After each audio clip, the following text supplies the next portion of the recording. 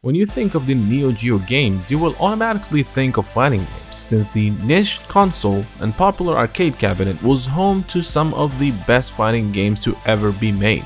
But the Neogeo was also home to many action games. Some are popular like the Metal Slug series, while others are underrated and even obscure. Now in this video I will be presenting to you 5 obscure not fighting Neogeo games that deserve a modern revival. Shock Troopers.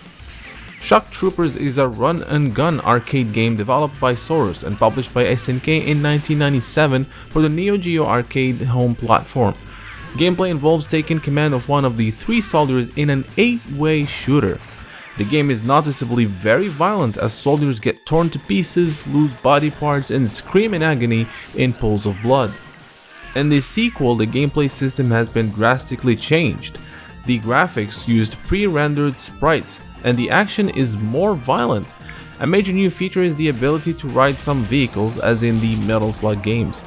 If there's one game that could be revived as an online multiplayer third-person shooter, it is Shock Troopers. The game can really be seen as a predecessor to current online 3D person shooters, the likes of Fortnite for example, and that's a genre we have yet to see SNK tackle. Aero Fighters. Aero Fighters, known as Sonic Wings in Japan, is a vertically scrolling shooter originally released in the arcades in 1992. The game used basic shooter mechanics. Pressing button 1 fires normal weapons while pressing button 2 launches a powerful special attack that can be used only a limited amount of times.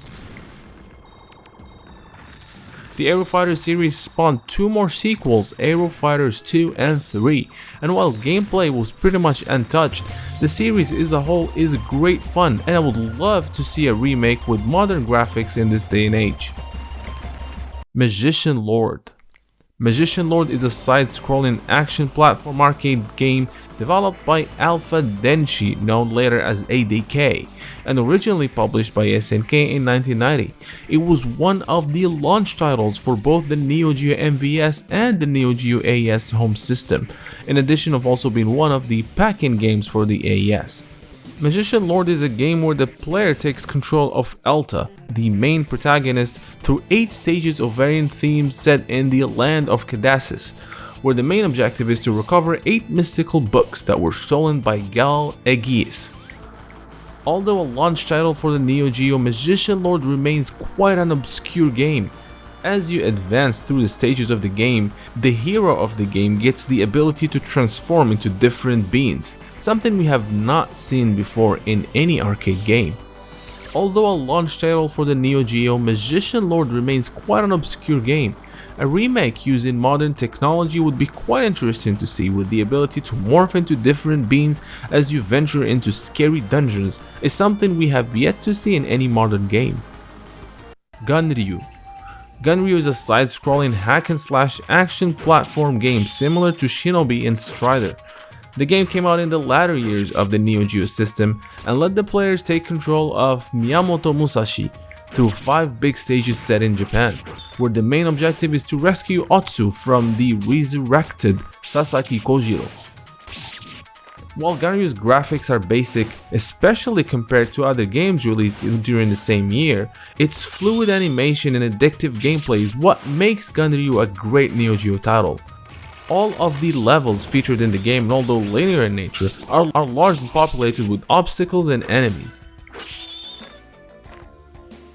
Having this franchise resurrected via a new 3D engine, new story and more action would be the modern day Tenchu or Ninja Gaiden that many players have been waiting for. Sengoku. Sengoku is a beat-em-up arcade game that offered something unique to the player, the ability to transform into different characters within the game. The 3 different forms in the first game are a samurai, an armor-clad wolf, and a more agile ninja. These forms have a limited use of course, and their attacks and jumps differ from the original form, as well as their powers being enhanced by power-ups. Throughout the game, the player would need to survive hordes of enemies by collecting colored orbs as power-ups. Now the game looked amazing in its time, with colorful graphics, big sprites, and massive enemies. 2 more sequels were released, each one better than its predecessor. Sengoku 3 is one of the Neogeo best games with its fluid animation, intense action, and fun gameplay. A modern revival of the Sengoku franchise would be a welcomed addition. So what do you guys think of this list of obscure Neogeo games that I would love to see remade? Is there any other Neogeo game forgotten that you would like to see redone? Let me know in the comment section. I hope you guys enjoyed this video. Don't forget to like and subscribe, and until next time, thank you for watching.